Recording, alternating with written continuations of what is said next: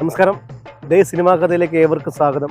ഇന്ന് നമ്മൾ പറയാൻ പോകുന്ന കഥ 1998 ജൂൺ 3 റിലീസായ ദിലീപ് ചിത്രമായ വിനയൻ സംവിധാനം ചെയ്ത അനുരാഗ കൊട്ടാരം എന്ന സിനിമയെക്കുറിച്ച്.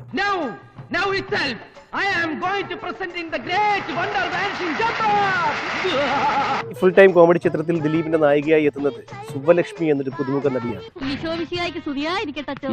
എപ്പോഴും സ്തുതിയായിരിക്കട്ടെ. അച്ഛന് ഏതിടവകയിലെയാ? ഞാൻ ഫാദർ തോമസ് കൂട്ടത്തി ചവിട്ടി മൂലമറ്റത്താ, അതായത് തൊടുപുഴ കഴിഞ്ഞ്.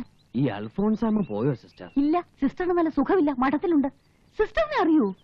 ഞാൻ അൽഫോൺസാമ്മ ബസ് പോയെന്നാ ചോദിച്ചത്. നായകൻ ദിലീപിനെ കൂടാതെ ഈ ചിത്രത്തിൽ ചിരിയുടെ മാലപ്പടക്കം തീർക്കാനായി ജഗതി ശ്രീകുമാറും കൊച്ചിൻ അനീഫയും അഗസ്റ്റിനും മണിയമ്പിള്ള രാജുവും കൽപ്പനയും ഒടുവിൽ ഉണ്ണികൃഷ്ണൻ കൂടി ചേരുമ്പോൾ ഈ ചിത്രം വളരെ ഗംഭീരമാവുകയും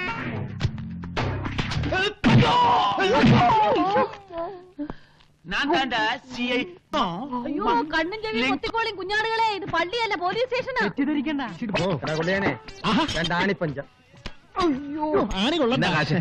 സൊല്യൂഷൻ വേണ്ടേ? രണ്ടും ഉണ്ട്. നാരങ്ങ മതി. ആ ചാൾസ് ചെറ്റ ഇതുവഴി എങ്ങാനും വന്നോ? ആര്? നമ്മുടെ പുതിയ കായകളെ കൊച്ചുണ്ണിയാ?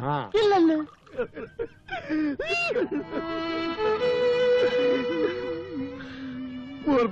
അതെ സാർ, ഇന്ന് എന്റെ കുടുംബം പട്ടിണിയാണ് സാർ.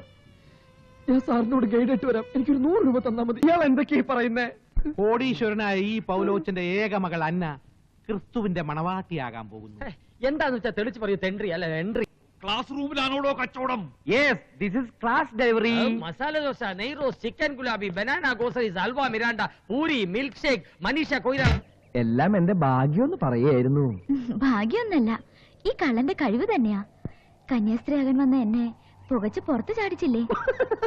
അങ്ങനെയൊന്നും ഇല്ല. എനിക്ക് കർത്താവ് മാപ്പ് തരുമോ ചാൾസ്? തീർച്ചയായും, കർത്താവിനെല്ലാം അറിയാം. മനോഹരമായി വീണ്ടും കേൾക്കാൻ കൊതിക്കുന്ന ഗാനങ്ങളാണ് ഈ സിനിമയിൽ.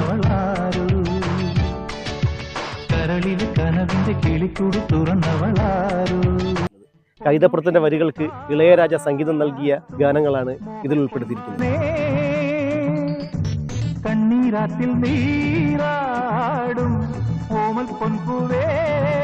ഈ 2024 ഈ ചിത്രം കാണാത്തവരുണ്ടെങ്കിൽ തീർച്ചയായും കാണേണ്ട ഒരു ചിത്രം തന്നെ. ഇനി അടുത്തൊരു സിനിമാ വിശേഷമായിട്ട് നമുക്ക് വീണ്ടും കാണാം. Good bye.